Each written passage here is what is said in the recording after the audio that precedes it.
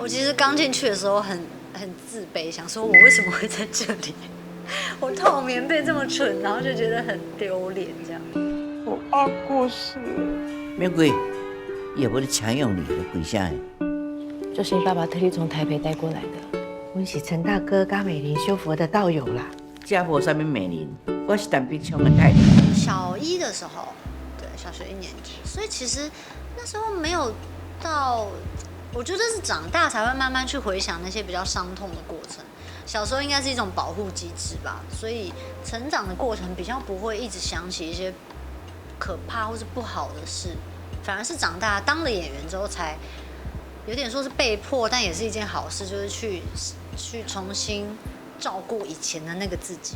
就发现哦，原来以前自己曾经经历了一些伤痛，反而透过表演有一点在疗愈自己的感觉。我觉得真的是很感谢家人吧，因为尤其拍了《孤味》之后，会觉得家真的好重要哦。就是我还是感受到很多的爱，然后被好好的家人之间都很有爱，所以我是在一个很多爱的环境下长大的。我觉得这对我影响应该蛮大的。对，因为小时候都还是会算是蛮大的一个不一样吧，因为小学生或是国中或高中最怕自己跟人家不一样，所以以前就是知道自己很多不一样啊。比方说可能过节母亲节大家都是要做康乃馨，但我就要做白色的康乃馨。我那时候就会觉得啊，我好像有时候朋友或同学会嘲笑，因为那时候大家都还小不懂事，就说你怎么做白色的康乃馨？这样大家都是红的，那只有我别白的。我那时候会有一点难过，可是长大之后才发现，即便经历这些事，我还是这样子好好的长大了，就觉得这一切都是我家人的功劳。我现在觉得，我只要被夸奖，我就会很开心，因为表示我阿公阿妈就是教育有方，这样。就我觉得跟家人的环境有关，因为一直在家里长大，所以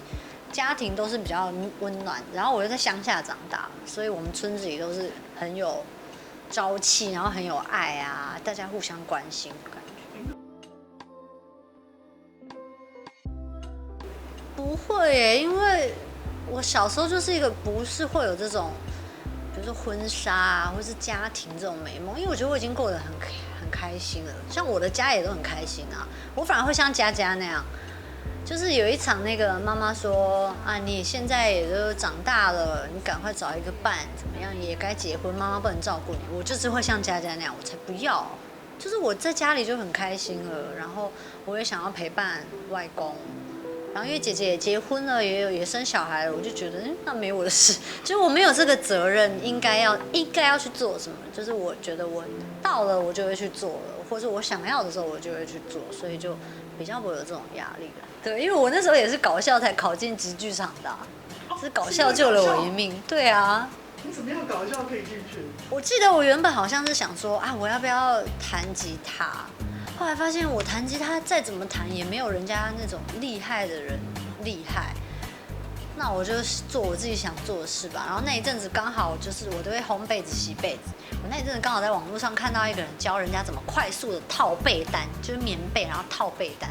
然后我就学起来，我就带着棉被这样背着棉被跟被单去职剧场考试，然后就在那边在地板铺棉被，然后就现场表演套被单。结果就考上了，这样子也可以哦，很感动。但我还有做一些模仿啊，就是一些搞笑的那种讲话方式。是哦，因为我想说啊，我要漂亮，我也再怎么样不可能是比最漂亮的那个，然后吉他也不可能弹得比别人更好了，唱歌我对自己也没有信心，然后表演演戏已经有一个段落要演戏，那个也不能称为才艺，那我就做一些我平常会做的事啊。那你考进去之后有问说为什么我可以进来？因为我其实刚进去的时候很自卑，想说我为什么会在这里？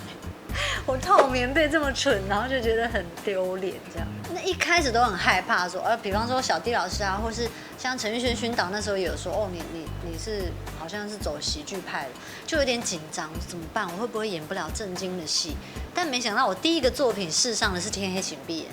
所以那时候反而也开始就演比较多都是很沉重的戏。然后最近几年才想到，为什么没有什么喜剧？因为我其实也想要让家人可以轻松一点看我的戏。